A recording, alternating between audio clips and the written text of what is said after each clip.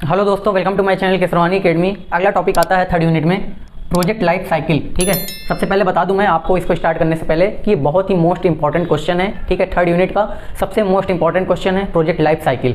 ये एग्जाम में पूछा जाता है। ठीक है, तो इसको ढंग से देखना, ये बहुत ही इंपॉर्टेंट क्वेश्चन है। ठीक है, आप देखो मैं इसकी डिफिनीशन बता रहा हूँ सिंपल तरीके से, ये तो आप समझ जाएंगे मैंने यहाँ पे जो लिखा है। देखो, एक प्रोजेक्ट को स्टार्टिंग से लेके अंत तक जो चीज़ें होती हैं उसके अंदर, ठीक है, वही प्रोजेक्ट लाइफ साइकिल है। उसके अंदर क्या क्या चीज़ें चलती हैं। जब आपको कोई प्रोजेक्ट दिया जाता है तो आप स्टार्टिंग में पहले क्या करते हैं, एक आइडिया सोचते हैं कि मैं ऐसे अपने प्रोजेक्ट को प्रिपेयर करूँगा। ठीक है, आइडिया जब आपने सोच लिया है उसके बाद आप क्या करते हैं, अपने आइडिया पे थोड़ा थोड़ा इंप्लीमेंट करते हैं। ठीक है, हर चीज़ें स्टार्ट करते हैं, तो आप मतलब एक एक फेज को कवर कर रहे हैं। ठीक है, तो वही है कि सीक्वेंस ऑफ फेज, जब हमारे सभी फेजेज को हम लोग सीक्वेंस से कंप्लीट करते हैं तो इससे हमारा प्रोजेक्ट क्या होता है, विकसित होता है। ठीक है, इसे ही हम लोग कहते हैं प्रोजेक्ट लाइफ साइकिल। सिंपल भाषा में ये होती है इसकी डिफिनीशन। ठीक है, यहाँ पे मैंने डिफिनीशन में भी देखो लिखा है, the sequence of phases through which the project will evolve is known as project life cycle. वही है कि सभी फेजों का सीक्वेंस जो प्रोजेक्ट को आपके विकसित करे उसे हम लोग कहते हैं प्रोजेक्ट लाइफ साइकिल। ये हो गई आपकी डिफिनीशन प्रोजेक्ट लाइफ साइकिल की। ठीक है, अब देखिए फेज आते हैं। प्रोजेक्ट लाइफ साइकिल में कितने फेज होते हैं, तो आपको बताना है प्रोजेक्ट लाइफ साइकिल के 4 फेज होते हैं। ठीक है, पहला मैं एक एक स्टार्ट कर रहा हूँ, आपको बताता जा रहा हूँ, आप लोग सुनना। देखिए, फेज 1 को हम लोग बोलते हैं स्टार्टअप, या इसे बोलते हैं कॉन्सेप्चुलाइजेशन ऑफ प्रोजेक्ट। ठीक है, एक ये भी इसका नाम होता है। अब इसके अंदर आपको पहला पॉइंट बताना है स्कोप। स्कोप के अंदर आपको बताना है कि देखो आपके प्रोजेक्ट का क्या स्कोप है। ठीक है,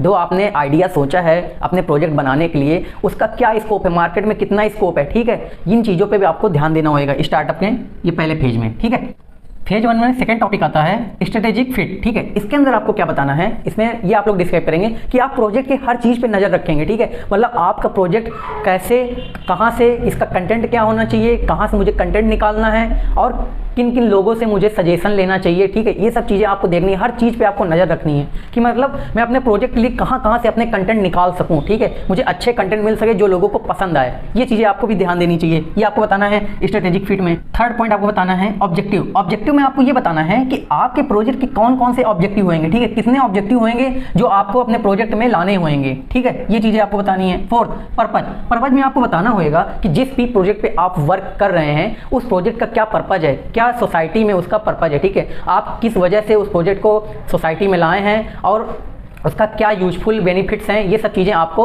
ध्यान में रख के उसको बनाना चाहिए। ठीक है, ये होता है प्रोजेक्ट लाइफ साइकिल के फेज का मेन पॉइंट, पर्पस। ठीक है, अब फिफ्थ पॉइंट देखिए क्या होता है, टर्म्स ऑफ रेफरेंस। हाँ, एक चीज़ ये भी होती है, जैसे आप देखो टर्म्स ऑफ रेफरेंस में आपको सिंपल भाषा में ऐसे बताऊँ, जैसे कोई भी आप साइट खोलते हो या कोई भी जॉब में आप अप्लाई करते हो। ठीक है, तो हर जॉब में या किसी भी साइट में आप देखते हो कि कुछ टर्म्स एंड कंडीशन होती हैं उनकी। ठीक है, तो वो चीज़ें यहाँ पे भी हैं, कुछ शर्तें होती हैं, उनको आप अप्लाई करोगे अपने प्रोजेक्ट में। ठीक है, ये चीज़ हो गई आपकी फेज 1 में, ये स्टार्टअप में आता है। अब देखिए आता है सेकंड फेज 2। ठीक है, इसका नाम है planning of project activities and resources. ठीक है, इसमें आपको प्लान करना है प्रोजेक्ट की एक्टिविटीज की और रिसोर्सेज की। ठीक है, इसमें आप पहला पॉइंट बताएंगे स्कोप, वही आपको प्लान करना है इसमें क्या क्या चीजें, क्या क्या एक्टिविटीज एंड रिसोर्सेज का स्कोप है, उन चीजों को इसमें प्लान करना है आपको। सेकंड बताएंगे आप लोग सेलेक्ट टीम मेंबर्स। ठीक है, देखो अकेले तो आपके लिए प्रोजेक्ट संभव है नहीं कि आप अकेले बना लो। ठीक है, छोटे मोटे प्रोजेक्ट बना सकते हो, लेकिन बड़े पैमाने पे जो लोगों के यूजफुल में है प्रोजेक्ट, उसके लिए आपको अपना एक टीम खुद की चाहिए। ठीक है, तो आपकी एक खुद की टीम होनी चाहिए जो आपके प्रोजेक्ट को साथ साथ लेके चले। ठीक है, अपने स्किल्स, जो आपके टीम के मेंबर्स हैं वो अपनी स्किल्स आपके प्रोजेक्ट में दें और आपका प्रोजेक्ट और बेहतर बना सकें। ठीक है, तो ये सब चीज़ों का भी प्लान करना चाहिए।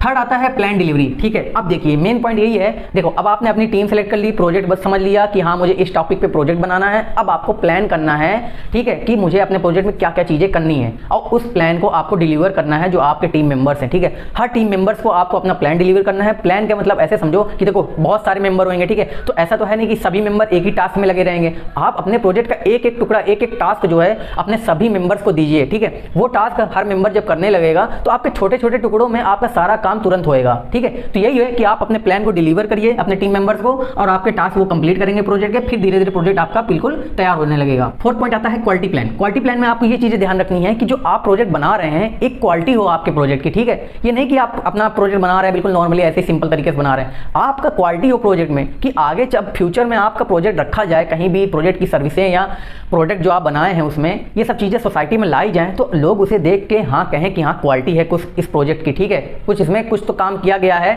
जो प्रोजेक्ट मैनेजर था उनकी टीम के द्वारा कुछ तो काम किया गया है जिसके द्वारा ये प्रोजेक्ट आज इतना जल्दी विकसित हो रहा है। ठीक है, ये चीजें भी ध्यान देनी है। फिफ्थ पॉइंट है base line schedule and budget. ठीक है, सबसे अच्छा पॉइंट यही होता है कोई भी प्रोजेक्ट की अगर एक्टिविटीज और रिसोर्सेज का प्लान कर रहे हैं आप। ठीक है, आप देखिए प्रोजेक्ट तो बना रहे हैं, ठीक है, लेकिन कोई भी प्रोजेक्ट इतना तो है नहीं कि आप इस टाइम में बना लेंगे। तो आप स्टार्टिंग में ही अपना टाइम शेड्यूल कर लीजिए कि मुझे इतने से इतने टाइम तक अपना वर्क चाहिए प्रोजेक्ट पे। आपके सभी टीम मेंबर्स उतने टाइम पे आए, प्रॉपर वर्क करें और आपका प्रोजेक्ट सही तरीके से सही टाइम पे कंप्लीट हो सके। ठीक है, एक आप स्टार्टिंग के टाइम में जब आइडिया सोचते हैं प्रोजेक्ट का तो आप ये भी सोचेंगे कि मुझे इतने टाइम के अंदर अपने प्रोजेक्ट को कंप्लीट करना है। ठीक है, ये हो गया शेड्यूल।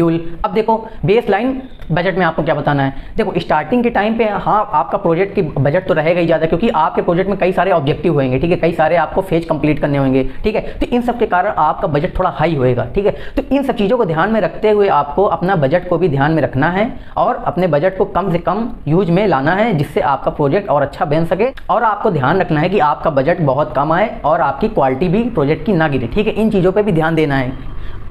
सिक्स पॉइंट है रिस्क एनालिसिस। ठीक है, हाँ एक चीज़ आपको और प्लान करनी है स्टार्टिंग के टाइम पे। अगर आप प्रोजेक्ट बनाएंगे तो आपको ये भी ध्यान देना चाहिए कि देखो कोई भी प्रोजेक्ट अगर बनाया जाता है तो उसमें रिस्क होता है। ठीक है, तो आपको स्टार्टिंग के टाइम पे प्लान ये भी करना चाहिए कि हाँ इस टाइम पे मुझे क्या क्या रिस्क लेने पड़ रहे हैं। ठीक है, आगे चल के मुझे ये चीज़ें दिक्कतें करेंगी तो मैं अपने पैसों का, अपने टीम मेंबर्स की स्किल्स का ये सब रिस्क तो ले रहा हूँ। ठीक है, तो ये सब चीज़ें भी आपको रिस्क एनालिसिस कर लेनी चाहिए कि आगे क्या क्या दिक्कतें आएंगी और मुझे उनसे कैसे निपटना है। ठीक है, उनका सॉल्यूशन मुझे कैसे निकालना है, ये सब चीज़ें भी आपको ध्यान में रखनी चाहिए, प्लान करनी चाहिए। ठीक है, तो ये हो गया आपका फेज 2।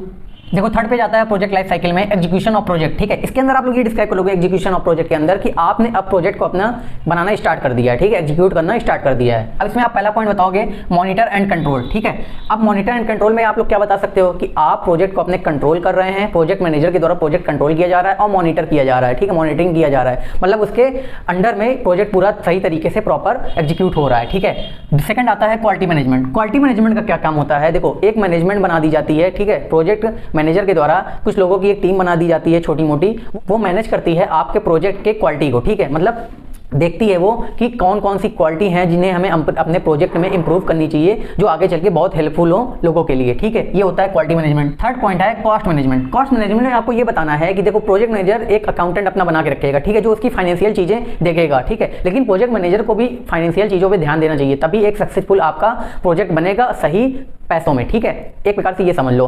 तो कॉस्ट मैनेजमेंट भी सही तरीके से होना चाहिए कि आपका जहां पे पैसा लगना है वहीं लगाइए, बेफालतू के पैसे खर्च मत करिए। ये सब चीजें भी आपको देखनी चाहिए। ठीक है, ये पॉइंट हो गया। फोर्थ आता है रिस्क मैनेजमेंट। रिस्क मैनेजमेंट भी आपको देखना है कि आपको अपना प्रोजेक्ट जब स्टार्ट से बना रहे हैं तो आपको रिस्क आएंगे। ठीक है, बहुत सारी प्रॉब्लम आएंगी, उनको सॉल्व करना है। तो एक मैनेजमेंट इसका भी बनाया जाता है जो आपके रिस्क को देखती है और उनका सॉल्यूशन निकाल के उस प्रॉब्लम को सॉल्व करती है। ठीक है, ये हो गया रिस्क मैनेजमेंट। फिफ्थ पॉइंट है इशू रिजोल्यूशन। इशू रिजोल्यूशन में आप डिस्क्राइब करेंगे जब आप प्रोजेक्ट बनाएंगे तो आपको छोटी मोटी प्रॉब्लम आएगी प्रोजेक्ट बनाते टाइम पे। ठीक है, जब प्रोजेक्ट बनाते टाइम पे आपको छोटी मोटी इशू आएंगी तो उन इशू का सॉल्यूशन निकालिए और उन्हें सॉल्व करिए। ठीक है, ये होता है इशू रिजोल्यूशन। ठीक है, ये हो गया आपका फेज 3 एग्जीक्यूशन ऑफ प्रोजेक्ट। अब आता है फेज 4 टर्मिनेशन ऑफ प्रोजेक्ट। ठीक है, टर्मिनेशन ऑफ प्रोजेक्ट में आप क्या क्या बताएंगे, इसके अंदर ये आप लोग डिस्क्राइब करेंगे कि आपका प्रोजेक्ट अब समाप्त हो चुका है, खत्म हो चुका है, बनके तैयार हो चुका है। ठीक है, अब उसमें आप लोग क्या क्या पॉइंट बताएंगे, कॉन्ट्रैक्ट क्लोज आउट। जो भी प्रोजेक्ट मैनेजर ने कॉन्ट्रैक्ट लिया था प्रोजेक्ट बनाने का, अब वो कॉन्ट्रैक्ट को वो क्लोज कर देगा, बंद कर देगा, क्योंकि आपका प्रोजेक्ट तैयार हो चुका है। ठीक है, सेकंड आएगा टीम फीडबैक। फीडबैक सबसे ज्यादा जरूरी है। अब देखो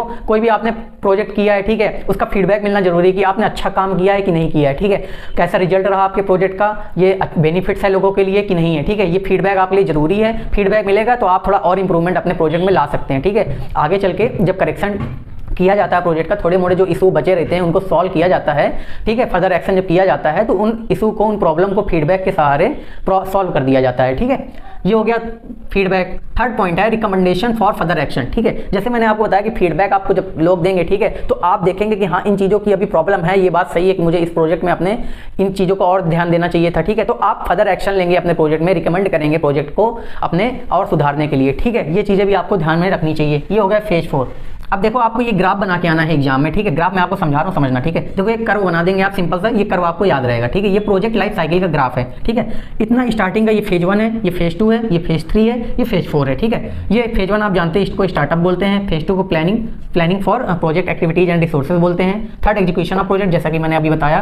फोर्थ हो गया फेज टर्मिनेशन, ये भी मैंने बताया। ठीक है, अब इधर आपको ये जो ग्राफ कर्व बन रहा है ये, ठीक है, ये क्या शो कर रहा है, अमाउंट पर मैन आवर स्पेंड। ठीक है, कितने अमाउंट में काम हो रहा है और कितने घंटे लोग आपके प्रोजेक्ट टीम के जो अंदर लोग काम कर रहे हैं वो कितना स्पेंड खर्च कर रहे हैं टाइम अपना, ठीक है। इसके ऊपर ये कर्व बना हुआ है, तो आपको ये सिंपल सा ग्राफ भी बना के आना होगा, ठीक है। अब देखो यहाँ पे कर्व जो है इतना ज्यादा क्यों बना है, ठीक है, ये ऊपर बहुत चला गया है। ऊपर क्यों जाएगा, देखो अमाउंट मतलब ज्यादा होएगा, ठीक है, और जो लोग काम कर रहे होंगे वो कम होएगा, ठीक है। मतलब ऊपर की चीज, ऊपर की संख्या ज्यादा होएगी, 500 हो गया जैसे, ठीक है, और नीचे मान लो 3-4 घंटे काम कर रहे हैं, 4 घंटे, ठीक है, तो जानते हो कि वैल्यू ज्यादा बढ़ी आएगी, ठीक है। तो इसी वजह से ये कर्व ऊपर गया है। तो एक प्रकार से ऐसे आप लोग समझ सकते हो कि कितने घंटे लोग काम कर रहे हैं और कितना अमाउंट लग रहा है, हर कर्व पे आप लोग अपने से समझ सकते हो, ठीक है। तो ये चीज भी आप लोग वहां पे डिस्क्राइब कर सकते हो, ठीक है। तो ये हो गया आपका प्रोजेक्ट लाइफ साइकिल पूरा, ठीक है। आई थिंक आपको पसंद आई होगी वीडियो। अगर पसंद आई हो वीडियो तो आप लोग मेरे चैनल को सब्सक्राइब करें, वीडियो को शेयर करें और लाइक करें। Thank you guys.